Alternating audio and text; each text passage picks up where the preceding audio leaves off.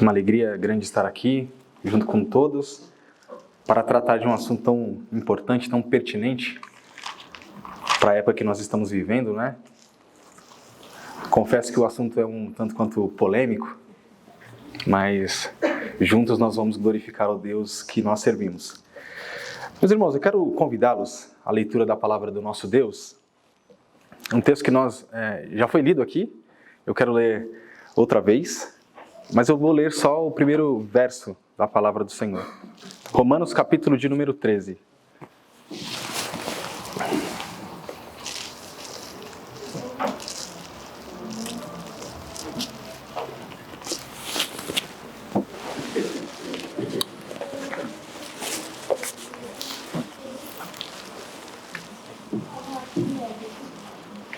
Romanos 13, capítulo de número 1. Versículo de número 1, desculpa. Lemos a palavra do nosso Deus. Todo homem esteja sujeito às autoridades superiores, porque não há autoridade que não proceda de Deus, e as autoridades que não procedem de Deus, não há autoridade que não procede de Deus, e as autoridades que existem foram por Ele instituídas. Amém, meus irmãos? Vamos orar ao nosso Deus antes da nossa palestra de hoje? Oremos.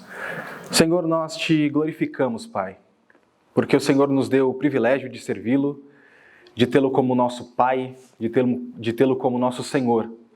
Nós somos servos seus, Senhor, e reconhecemos a nossa pequenez diante da sua soberania.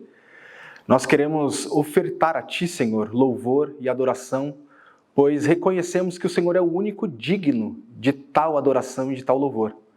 Digne-se, Senhor, em falar conosco, digne-se, Senhor, em receber o nosso louvor, a nossa adoração e o culto que estamos aqui para oferecer a Ti, Senhor, pois sabemos que o Senhor é o único e verdadeiro Deus, digno de culto e digno de nosso louvor. Nós te agradecemos e te louvamos e rogamos a Ti que nos conduza neste assunto, Senhor. Em nome de Jesus, amém.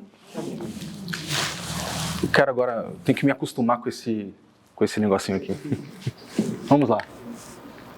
Então nós vamos falar sobre política e mídias sociais. Esses efeitos especiais são de principiantes, meus irmãos, me perdoem. Então nós vamos dividir a nossa palestra em 3 partes. Bom presbiteriano faz isso, né, Daniel? Então nós vamos falar sobre cosmovisão cristã, política e mídias sociais, e nós vamos depois juntar tudo. Boa, agora eu estou vendo.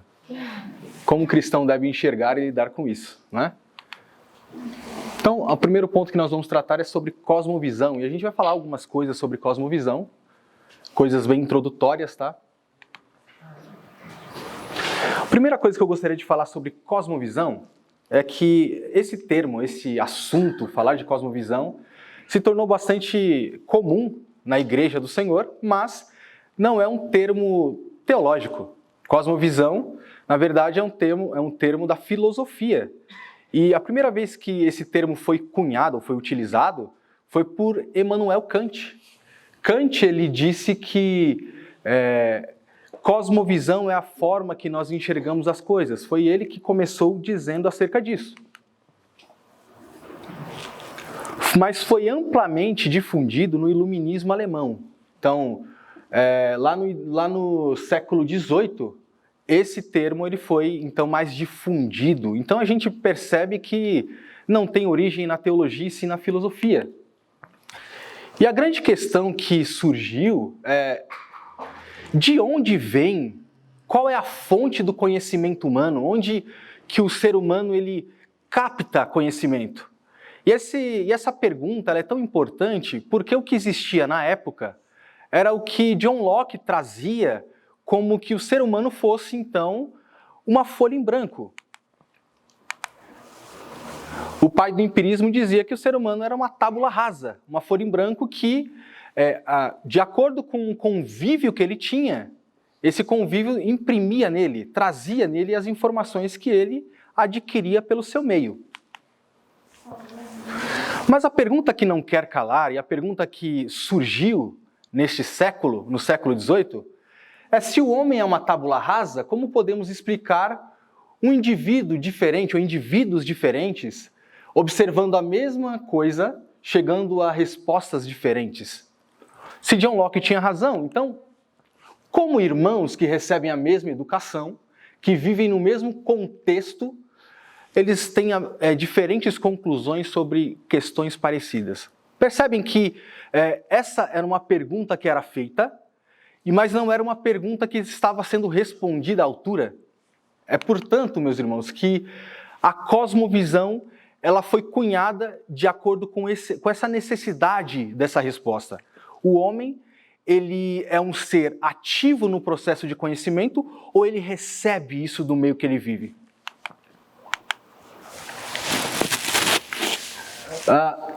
Cosmovisão, o sentido da cosmovisão é mostrar que o homem, ele, portanto, é ativo no processo de conhecimento dele. Significa que o homem ele participa do próprio conhecimento e do próprio saber. Este é, portanto, o sentido da cosmovisão. O escritor aclamado, o escritor americano Alvin Toffler, ele disse que todo homem ele carrega em sua cabeça um modelo mental do mundo, uma representação subjetiva da realidade externa. Portanto, cosmovisão é o conjunto de crenças fundamentais ou básicas que o ser humano ele precisa ter. Essas crenças são fundamentais para a forma como vamos interpretar a vida e como vamos interpretar o mundo. Então, portanto, a cosmovisão é esta forma que o ser humano vai enxergar o mundo, que ele vai interpretar as coisas que estão ao redor dele. Portanto, cosmovisão é uma resposta àquela ideia de que o homem ele é como um papel em branco que vai sendo imprimido as informações do seu meio. E agora nós vemos que todo o pensamento de Locke, por mais que tivesse boa intenção, ele quisesse ter participação no conhecimento da época dele, ele não foi conclusivo na sua explicação. Para a gente começar a falar um pouco mais de conceitos de cosmovisão, acho que vale a pena a gente começar dizendo o que não é uma questão básica ou uma questão fundamental. Uma questão que não é fundamental, que não é básica, é qual é a cor preferida de vocês? Por que vocês escolheram a roupa que vocês vieram hoje? Por que vocês escolheram o sapato que vocês vieram hoje? Não é? Isso não é básico, não é fundamental, porque não vai mudar como enxergamos o mundo ou como enxergamos as coisas por causa da resposta disso daí, não é? Qual é a cor preferida de vocês? De fato, não é fundamental. Ou, qual é a sua sobremesa preferida? Você gosta de pudim? Bolo? O que vocês gostam depois daquela refeição que vocês fazem? Percebam que a resposta disso também não vai mudar, não vai ser básica, não vai influenciar a forma como vocês vivem neste mundo. Portanto, saber qual é a sobremesa preferida de vocês não vai mudar como vocês enxergam o mundo. E a terceira o feijão ele vai por cima ou por baixo do arroz? Meus irmãos, é um pecado colocar o feijão por cima e vocês sabem disso, né? Estou brincando. Notem que responder isso não vai mudar nada, não é? A forma como enxergamos o mundo, a forma como o mundo ele é visto por todos nós. Mas se isso não é fundamental, o que é fundamental então? A primeira pergunta que nós vamos buscar como fundamental é como nós fomos criados. E isso é fundamental para a nossa cosmovisão. Isso é fundamental pela forma que vamos enxergar o mundo.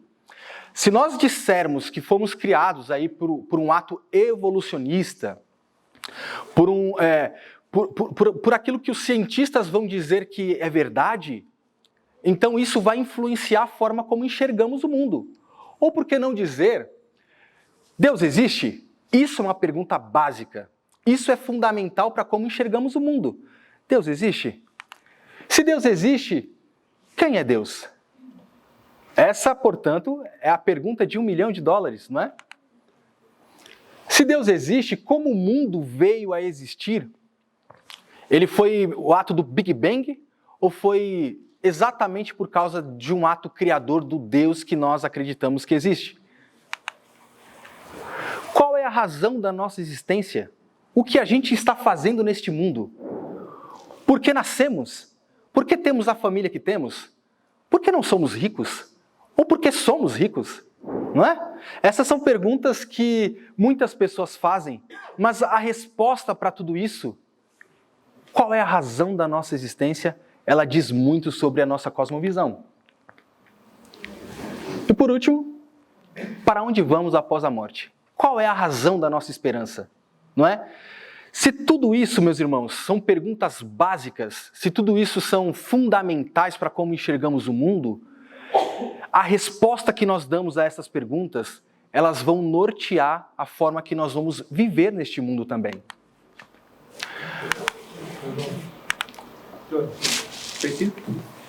Eu gostaria. Tá com as mãos livres, né?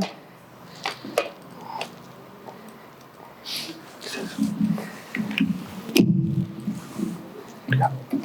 Todo seu irmão.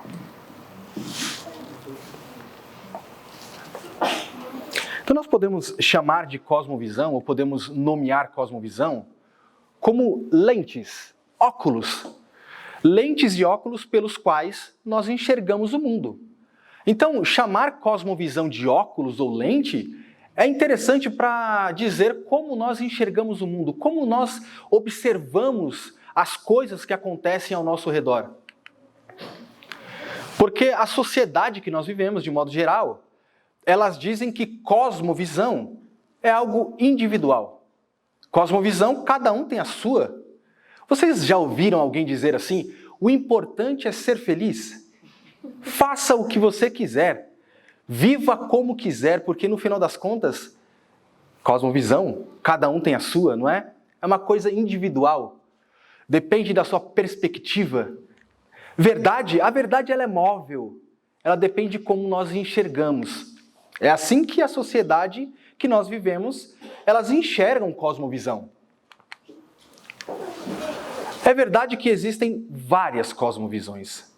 Nós podemos encontrar em cada um de nós, ou em cada pessoa, mesmo que elas não digam que existe cosmovisão, elas veem o mundo de alguma forma. Elas partem de alguma premissa. Elas usam algum óculos, alguma lente. Tudo bem, meus irmãos? Cosmovisão, portanto, são as lentes pelas quais nós enxergamos o mundo. O que deve nortear a nossa visão como servo de Deus não deve ser outra coisa a não ser a palavra do nosso Deus. Portanto, se cosmovisões existem aos montes, a cosmovisão cristã reformada ela é única. Só existe uma. E a lente pela qual nós enxergamos o mundo, a lente pela qual nós vemos a realidade que nós existimos, esta deve ser norteada pela palavra de Deus. A palavra de Deus é aquilo que dá a cor para aquilo que nós enxergamos. É aquilo que dá a forma para aquilo que nós enxergamos. Portanto, um crente, um servo do nosso Deus, ele deve enxergar o mundo que ele vive, o mundo que ele está inserido, pelas lentes das Escrituras. É a Bíblia, portanto, que é a fonte do nosso conhecimento, é a bússola que nos norteia e as lentes pelas quais nós enxergamos as coisas. O escritor James Sire, ele vai dizer que cosmovisão, eu vou chegar um pouquinho mais para cá, é uma orientação fundamental do coração. Se você quiser, se você quiser ficar aqui, aí você pode olhar pra lá. Pode ser? Fica à vontade, a casa é sua, meu irmão. Aí, ó, dá pra você olhar pra lá. Boa. Fica à vontade, pode se mover. Eu vou pegar na mão, então.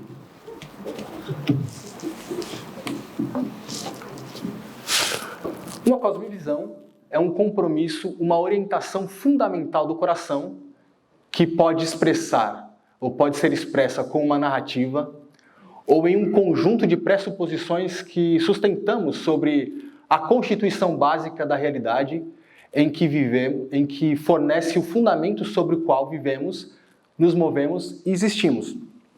Cosmovisão é tão importante que ela, de fato, é aquilo que nos faz viver, enxergar e nos mover neste mundo. A gente vai conversar então sobre as narrativas ou a narrativa bíblica sobre a qual nós vamos viver neste mundo. Criação, queda, redenção e consumação. Olhar para as Escrituras, ter uma cosmovisão bíblica, significa ver que a nossa narrativa, a nossa vida, ela é constituída exatamente por essa narrativa bíblica. Nós fomos criados, houve a queda, tem a redenção e haverá a consumação.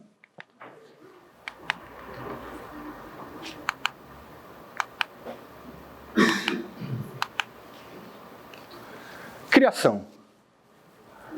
Vemos o Deus Trino Todo-Poderoso que transcende, autoexistente, suficiente em si mesmo, eterno, santo e perfeito. Este foi o Deus que nos criou. Este foi o Deus que criou todas as coisas. Nada que existe foi criado aí por um ato aleatório, como dizem os evolucionistas. Mas foi a ação do próprio Deus que fez tudo vir a existir. Portanto, criação existe por causa do nosso Deus, do nosso Senhor. Em Gênesis, no capítulo 1, nós vemos Deus dizendo: haja luz e houve luz. Haja uma expansão, e assim foi. Ajuntem-se as águas, e assim foi. Produz a terra erva, erva dando sementes, e assim foi. Haja luminares, e assim foi. Produzam as águas abundantemente, e as águas abundantemente produziram, conforme a sua espécie. Produz a terra a alma vivente, conforme a sua espécie, e assim foi. Façamos o homem à nossa imagem e à nossa semelhança. Portanto, o texto de Gênesis deixa claro que o nosso Deus é o Deus que criou todas as coisas e nos criou. Mas será que política? O que política tem a ver com criação? O que política e mídias sociais tem a ver com Gênesis, capítulo de número 1? O Deus que nos criou, Ele nos criou com este mandato espiritual. E o mandato espiritual é, portanto, a maneira pela qual Deus criou seus filhos, fez Adão e Eva, nos fez, para que nós tivéssemos um relacionamento com Deus, ou um relacionamento com Ele.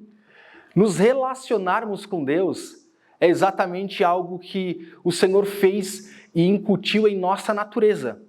É, portanto, meus irmãos, que não existe em nenhuma nação, seja ela mais longínqua, não existe um povo que não clame por um Deus, que não precise de um relacionamento com Deus. Portanto, criação, e no ato da criação, Deus nos fez com a necessidade de nos relacionarmos com Ele. E no mandato social, Deus também nos fez com o propósito de nos relacionarmos com o nosso próximo. Deus, Ele quando criou Adão, Ele criou Eva. E Ele criou exatamente para que estes se relacionassem. Portanto, nós temos uma dimensão onde o relacionamento ele é com Deus e depois nós temos um relacionamento que é com o próximo. Mas no mandato cultural é que o nosso Deus, ele, depois de ter criado todas as coisas, ele disse para Adão e para Eva para que eles cultivassem o jardim, para que eles nomeassem os animais, para que eles cuidassem das obras que Deus havia feito.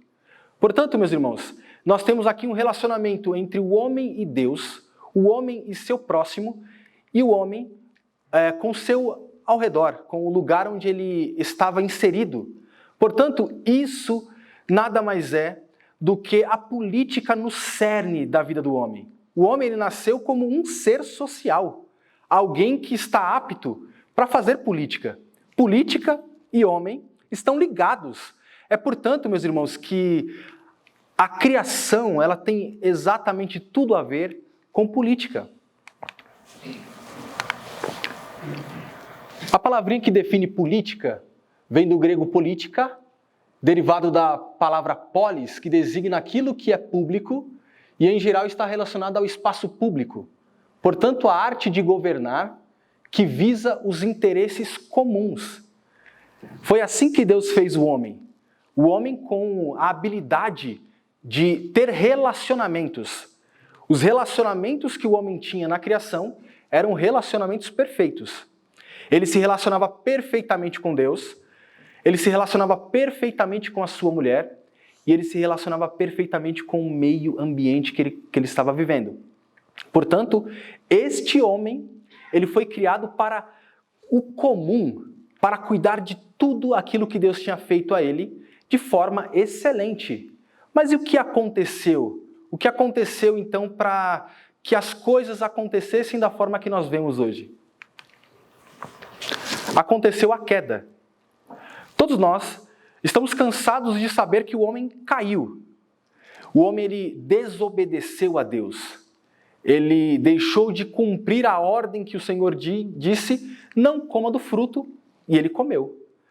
Portanto, neste momento da queda, os relacionamentos foram afetados. Houve então um problema no coração do homem.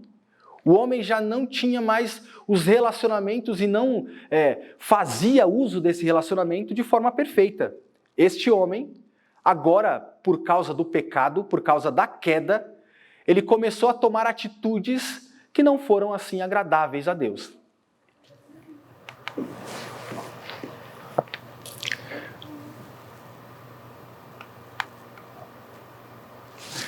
E quando a gente olha isso aqui, isso tem tudo a ver com a queda, né? Quem nunca se deparou com essa mensagenzinha na televisão e falou assim, nossa, de novo? Então o horário eleitoral é bem chato, né? Tem muito a ver com a queda, por isso que eu coloquei nessa ordem. Quando a gente vê essa telinha azul, meu Deus, essa telinha azul, ela faz com que a gente não se interesse por política. Porque horário eleitoral é uma coisa chata. Vocês já viram algum horário eleitoral? Vocês conseguiram ficar até o final? Difícil, né? A gente procura outra coisa e agora com a tecnologia, a gente vai, liga o streaming, começa a assistir no YouTube alguma outra coisa, mas horário eleitoral não é pra gente, né? Mas o problema de não se interessar por política, porque parece que a expressão política tem muito a ver com horário eleitoral, faz com que a gente deixe de se interessar por este assunto tão importante. Política é algo que está no nosso interior, é algo que Deus nos fez para fazer política. Nós temos por natureza a função de nos relacionarmos, estarmos envolvidos com a polis, mas por causa disso a gente acaba se desinteressando e achando política muito chato. E, eu vou votar em quem? Eu voto em quem for mais engraçado, voto por quem prometer alguma coisa para mim. Mas será que isso está correto, meus irmãos? É claro que não. Platão ele já dizia, isso bem anterior a Cristo, o preço a pagar pela não participação na política é ser governado por quem é inferior. E será que nós estamos vendo isso hoje, no século XXI? Nós estamos diante de um cenário político que dá um pouco de tristeza na gente, não é? A gente olha para a corrupção, para as coisas que estão acontecendo e a gente fica pensando, poxa, não era para ser assim. E por que não dizer que a gente agora, principalmente o brasileiro, não é? Está tão acostumado a votar no menos pior, ao invés de votar no melhor. Deveríamos estar votando naqueles com plano de governo melhor, com atitudes melhores, mas nós estamos votando nos menos piores, não é, meus irmãos?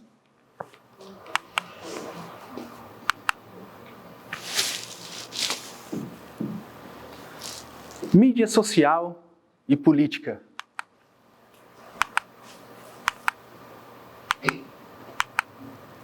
Já viram esse rapaz aí, laranja?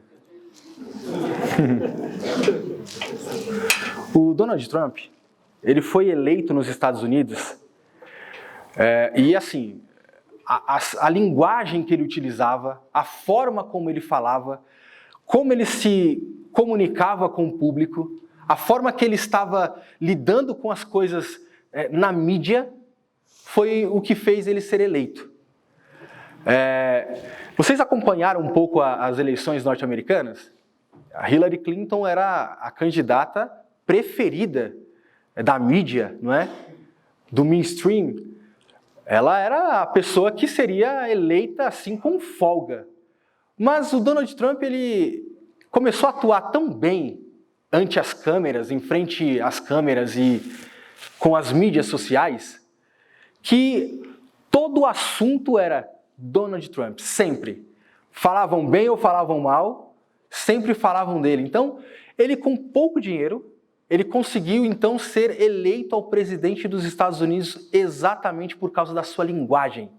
Ele ia direto ao ponto, ele queria resgatar o sentimento americano, não é? Dizia que os seus opositores estavam errados e ele queria trazer de volta o sentimento americano. Então, ele se apropriou das mídias sociais como ninguém. Esse foi um fenômeno que aconteceu. Então, nós passamos daquela ideia de que política é a coisa do horário eleitoral, e agora nós estamos vivendo uma época onde as mídias sociais estão agindo, influenciando muito as pessoas. De forma que hoje, tudo que nós vamos procurar de alguém está fácil nas mídias sociais, né? Então o candidato, ele pegou esse gancho aí. E, segundo o nosso Tony Hayek, ele disse que o Donald Trump se tornou tão fluente nas mídias que ele já não lia mais aquilo que era escrito para ele ler. Ele se movia, ele falava de uma forma tão... que prendia a atenção das pessoas, que as pessoas não falavam de outra coisa a não ser deste candidato. Já viram esse cara aqui também? Aposto que já. Jair Bolsonaro. Ele também foi eleito exatamente neste mesmo fenômeno. O que existia então no coração dos brasileiros era, bem, nós estamos diante de um governo que agora nós não gostamos mais e queremos votar em outra pessoa. Quem nós vamos votar? Em quem nós vamos votar? E aí surgiu esse cara aqui que, no começo, as pessoas achavam ele é meio louco. E depois, eu tenho certeza, não é? Mas o Bolsonaro, ele, assim como o Donald Trump, ele também veio com essa mesma linguagem. Vocês lembram daquela linguagem? Dá que eu te dou outro? Essa linguagem que ele veio, rude, alguém que vai direto ao ponto, alguém que fala com as mídias sociais de forma que as pessoas só falavam nele. Dizem que ele foi eleito com um pouquinho de dinheiro só, mas o que se falava dele nas mídias sociais não era brincadeira, não é, meus irmãos? Então nós estamos diante de duas figuras que vieram em um momento onde a história vai contar que estes foram eleitos de uma forma completamente diferente do que os demais foram. Foram um momento muito diferente. Então, as mídias sociais, elas estão atuantes, e atuantes inclusive na política. Colocando as duas figuras que eu coloquei aqui, as expressões que a gente ouvia era ele não é? As brigas entre as famílias começaram a acontecer, e tudo isso por causa de política. Os amigos de longa data, eles pararam de se falar. Pais pararam de falar com os filhos. Irmãos brigaram. Tudo isso por política. Parece que o aparelhinho que nós temos, que nós carregamos agora, chamado smartphone, tem um grande poder, não é? Meus irmãos, olha só que interessante pensar. Política, mídias sociais, cosmovisão. Vocês percebem que tudo isso tem influenciado a forma como nós enxergamos o mundo? A forma como nós vamos falar, a forma como nós vamos nos portar. Hoje em dia é muito comum a gente ir num restaurante, vamos comer alguma coisa. O prato chega, o que a gente faz? Come? Não, a gente tira foto do prato, não é? Não, peraí, mas não acabou por aí, não vamos tirar só foto, a gente tem que postar, não é? Vamos postar nas redes sociais. Vamos aonde hoje? Vamos à igreja de Jair Carvalho, vamos postar que nós vamos à igreja de Jair Carvalho. Então vocês percebem que a sociedade que nós estamos vivendo é uma sociedade que está cada vez mais influenciada, ou cada vez mais dentro das mídias sociais. Portanto, política, ela não poderia ser diferente. A política está envolvida nas mídias sociais. David Koyzis, ele escreveu um livro e ele vai trazer as ideias como ideologias. E assim, quando a gente fala de ideologia hoje em dia, fica até meio pejorativo, não é? Mas a ideia de Koyzis, quando escreveu e falou sobre as ideologias, ele estava falando a forma como nós vivemos, como enxergamos as coisas. Ideologia e cosmovisão tem tudo a ver também, porque é a forma como nós vamos lidar com a política. A primeira coisa que o Koyzis vai tratar é sobre liberalismo. E o liberalismo tem como consequência a soberania do indivíduo. Nós nunca mais vivemos numa sociedade tão... uma sociedade que quer o bem do próximo. A sociedade que a gente vive é uma sociedade individualista, já perceberam? Cada um pensa em si, cada um vive para si. E a expressão que a gente ouve é: eu vivo cada um por si e Deus por todos, não é? Mas a gente vê que as pessoas, elas vivem de forma alheias às outras. Koyzis, ele vai dizer que a ideia do liberalismo fomentou esse sentimento no ser humano. Porque o indivíduo, ele pensa só nele mesmo. Livre mercado, liberdade ao extremo. Eu não quero que o governo se meta na minha vida. Essa é a ideia do liberalismo. Mas, como consequência, vivemos sozinhos, para nós mesmos. Queremos sempre ter aí os êxitos na vida. O conservadorismo. Koyzis vai tratar como conservadorismo como a história como fonte, as normas, conservar o que está dando certo ou o que vem dando certo. Então, essa ideia de conservadorismo que está sendo muito divulgada hoje, e diga-se de passagem, nunca se ouviu falar tanto de conservadorismo. Nós temos hoje vários veículos tratando sobre isso, não é? A figura que eu acho mais importante, que falou sobre isso, que tratou sobre isso no Brasil, foi o Olavo de Carvalho. Olavo de Carvalho veio na esteia dizendo que o Brasil precisava ser mais conservador. Ele precisava tratar mais e conhecer mais conservadorismo.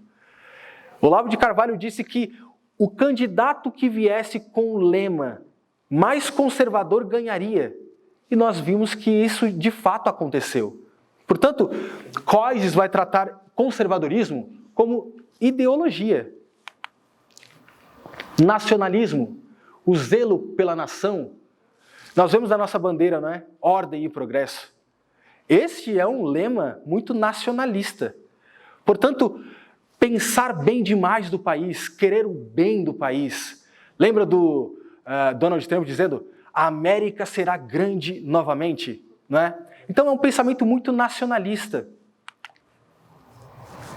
E por que não dizer da democracia? É uma ideologia política em que os cidadãos participam igualmente, diretamente ou através de seus representantes. E eles participam pelo voto. Então toda a democracia que se preza, ela precisa ser gerida por uma sociedade que vota. A sociedade vota nos seus candidatos e são representadas por eles. E o socialismo? O socialismo é um sistema político e econômico baseado na igualdade social dos indivíduos. Marx e Hegel, eles foram os precursores dessa ideia socialista. Tudo isso, o David Koyzis ele vai trazer como ideologias. E David Koyzis ele não fica só com a ideia de ideologia, ele vai além disso. Ele disse que pensar nisso, viver por causa disso, não é outra coisa a não ser idolatria. Nós temos aqui Isaías, e eu não vou ler tudo, mas eu vou ler o comecinho pra gente. Como são tolos os que fabricam ídolos, esses objetos que tanto estimam não têm valor algum. Os que adoram ídolos não sabem disso, por isso serão envergonhados. Quem senão um tolo faria um próprio Deus, um ídolo que em nada pode ajudá-lo? Isaías ele está tratando aqui de uma coisa que é boa na sua essência. Ele está dizendo aqui de alguma coisa que alguém utiliza. Isaías, ele vai dizer, por exemplo, da madeira que é utilizada para fazer a fogueira. Mas olha que o que aconteceu com o coração do ser humano depois da queda. O fato é que o homem, por causa da queda e do seu pecado, ele pega coisas boas e ele transforma em coisas ruins. A idolatria é exatamente isso que está acontecendo no mundo, por assim dizer. As ideologias agora são aquilo que as pessoas agora vivem por elas. Elas se movem por elas. Eu sou de direita ou eu sou de esquerda? Isso é muito frequentemente dito. Qual é o meu partido político? Qual deve ser o meu candidato? Não é? As pessoas estão vivendo debaixo disso. Coises trata isso como idolatria. Justamente porque o ser humano agora, ele ao invés de depositar a sua confiança em Deus, ele está depositando a sua confiança em outra coisa. E por que não dizer que ele está depositando a sua confiança na política? Vocês podem, com certeza, verificar que Paulo, quando chega ao Areópago, ele chega numa cidade que era uma cidade considerada politizada, uma bela cidade, uma cidade desenvolvida, com várias belezas. Mas o que Paulo ele enxerga na cidade é só idolatria. Idolatria para todo lado. E é por isso que Paulo, ele quando chega nessa cidade, ele vai dizer que todas aquelas pessoas, todos aqueles homens eram demasiadamente religiosos. E o que ele procura naquela sociedade idólatra é aquilo que nós chamamos de gancho cultural. Ele percebe que aqueles homens estavam diante de vários ídolos, mas existia um local ao Deus desconhecido. E diante deste gancho cultural, Paulo, percebendo que aqueles homens adoravam vários deuses, mas ele percebeu que existia um Deus desconhecido àquela sociedade. E o Deus que ele apresentou para aquela sociedade, que até então era desconhecida a elas, foi o Deus verdadeiro. Meus irmãos, quando o partido político ele toma espaço no nosso coração, espaço este que deveria ser ocupado por Deus, isso é idolatria. Idolatria não é você ter somente um santinho barroco lá na sua casa, uma imagem. Isso é idolatria, mas não é só isso. O partido político, a forma como isso nos faz caminhar nessa sociedade, tudo isso pode se transformar em uma grande idolatria nos nossos corações. Nós devemos rejeitar isso. É por isso que o apóstolo Paulo, ele chegando naquela sociedade, ele faz questão de mostrar que existe um Deus, e que existe um Deus verdadeiro, e é este Deus que ele apresenta a todos eles. A sociedade que nós vivemos, o problema dela, não é um problema social, econômico e político. O problema da nossa sociedade é o pecado. O pecado é o problema da sociedade que nós vivemos, meus irmãos. E como nós vamos lidar com o pecado da sociedade que nós vivemos? A forma que a igreja precisa lidar com o pecado da sociedade é através da pregação do Evangelho. Obra social é algo muito importante, algo muito bom, mas não é a essência da igreja viver por obras sociais. Distribuir cestas básicas, cuidar das pessoas, é muito bom. Mas o primeiro ato da igreja deve ser pregar o evangelho. E como consequência, encher a barriga daqueles que estão precisando. Mas, primeiro, encher o coração da palavra de Deus para essas pessoas. Essas pessoas precisam ser salvas, e salvas do pecado delas.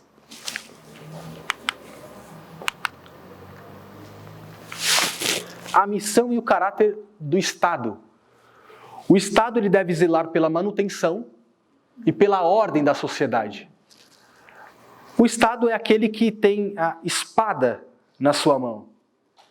Ele deve agir como o refreador daqueles injustos para cuidar daqueles que são justos, daqueles que vivem conforme a lei.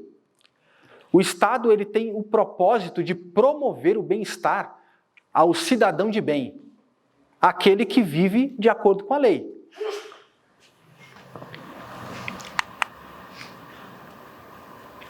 Mas o fenômeno que nós estamos vivendo hoje em dia é que essa tônica nunca foi tão verdadeira, não é? O Estado, ele como um provedor e salvador da pátria. Nós vivemos em uma sociedade que pensa que a necessidade deles vai ser suprida por causa de um candidato A ou B. Vivemos em uma sociedade que deposita sua confiança em alguém que está exatamente exercendo um mandato que é temporário, que vai passar. As igrejas, elas tiveram nessa última eleição um candidato de sua preferência. Eles assumiram um lado, a igreja assumiu um lado. Muitos disseram o seguinte: a nossa fonte de subsistência está num candidato A, num candidato B. Mas será que é assim que a igreja ela deve lidar com essa situação política? Será que na figura de um político que nós temos que ter a nossa esperança para a solução dos problemas?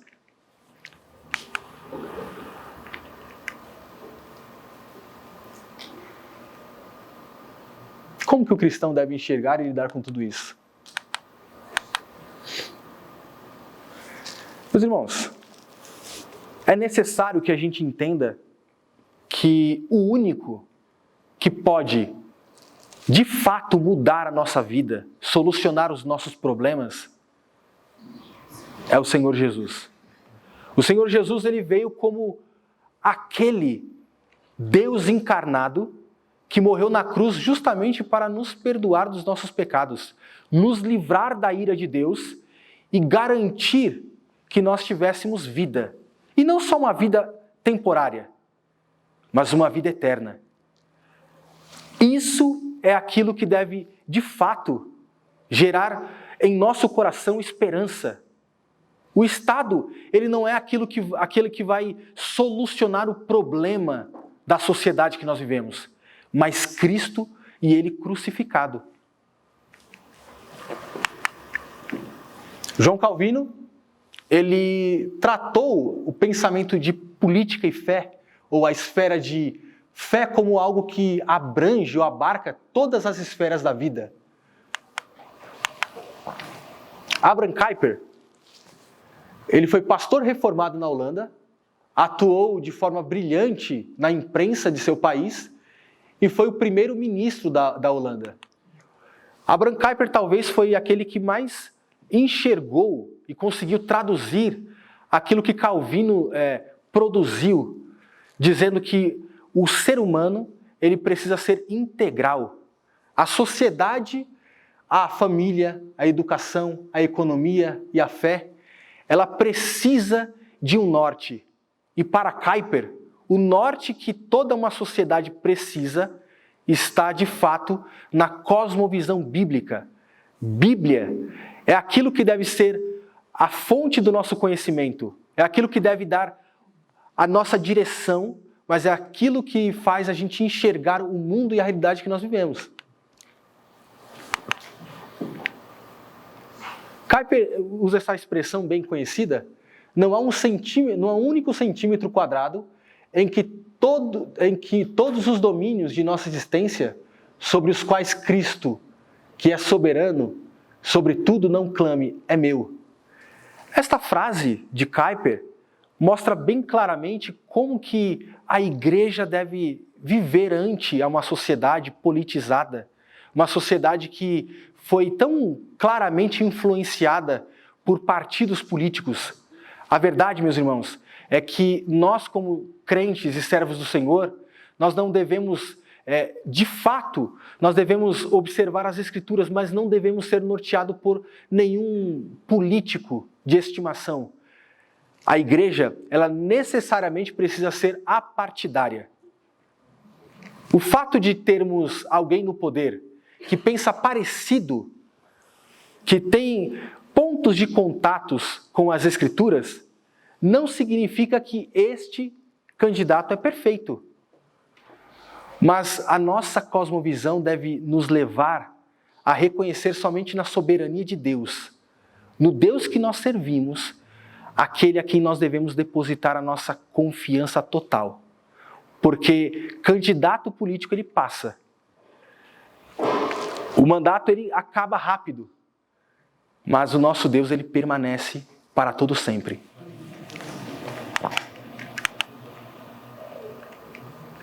A igreja, ela deve ser voz profética.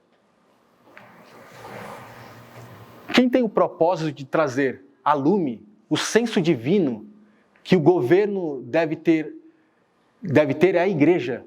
Por isso, é muito importante que a igreja não tenha um partido político de estimação. Nós devemos agir, meus irmãos, como voz profética. Qual partido que foi eleito? Qual candidato que foi eleito? Se ele tem coisas boas, nós devemos elogiar.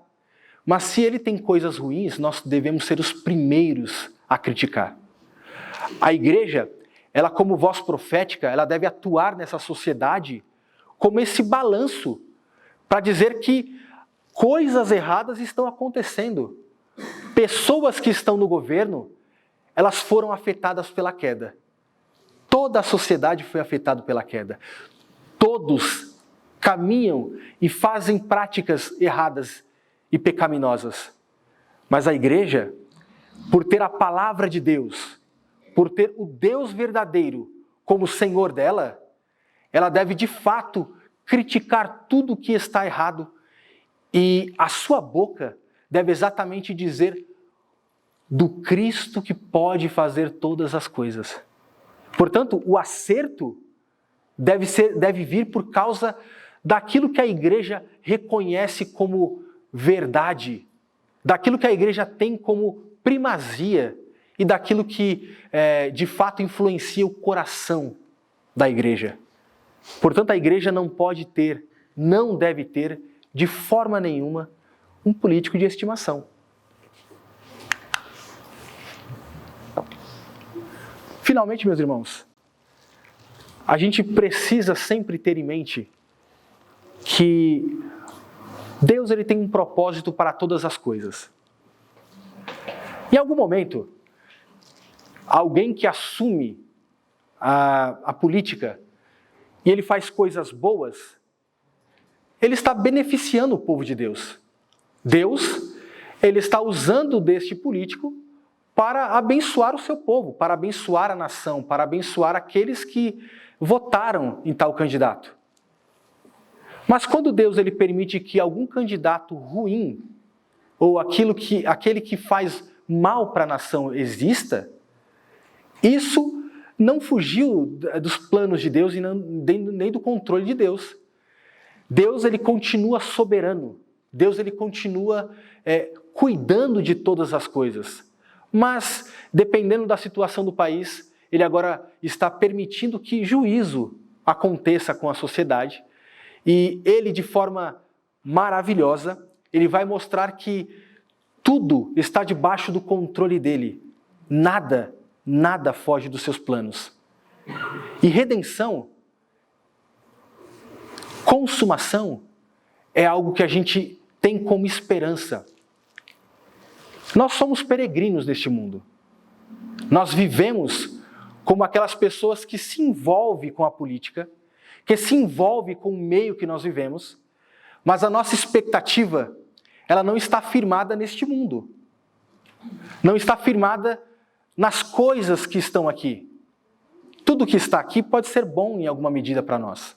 O nosso emprego, o nosso trabalho, as coisas que nós fazemos aqui, elas podem ser boas, elas podem trazer proveitos a nós. Mas a nossa expectativa, a nossa esperança maior está no porvir, meus irmãos. Como John Bunyan escreveu, nós saímos da nossa casa e nós estamos indo, caminhando justamente para aquele lugar que, de fato, nós vamos encontrar o nosso Deus. De fato, nós vamos viver com Ele para sempre. É isso, e nada mais que isso, que deve nos dar esperança. A nossa esperança está no Deus que vai nos livrar deste mundo pecaminoso, deste mundo feio, deste mundo caído. E a nossa esperança está num Deus que vai nos levar para uma pátria, para um reino que não tem nada que pode substituí-lo.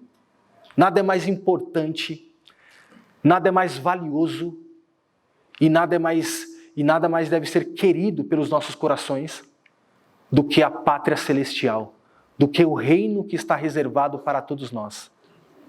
O nosso Deus, Ele é a esperança que o nosso coração e que a nossa alma precisa. Portanto, meus irmãos, política é algo que nós devemos ter em mente, mas a nossa esperança deve estar no Senhor. Nós precisamos votar, nós precisamos tomar as nossas decisões, mas as nossas decisões precisam estar pautadas nas Escrituras. É a Bíblia, é a palavra de Deus que vai fazer a gente tomar as decisões corretas para a nossa nação.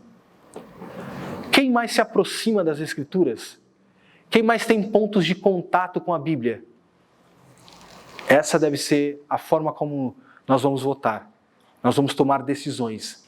Porque, de fato, nós somos cidadãos daqui, mas nós somos cidadãos do céu. E nós temos a esperança de que um dia nós estaremos com Cristo para todo e todo sempre.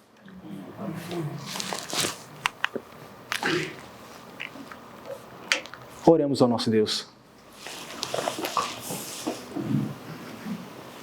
Senhor, nós te agradecemos, ó Pai, porque, de fato, Senhor, sabemos que não existe esperança em um mundo caído, em pessoas caídas, Senhor. Nós temos esperança no Senhor. Nós temos esperança, Senhor, que Tu és o nosso Deus e que, de fato, o Senhor reservou para nós um céu de glória, onde nós vamos nos encontrar contigo e viver para sempre, Senhor. Tudo que estamos vivendo aqui passa. Todo candidato político, o mandato dele acaba.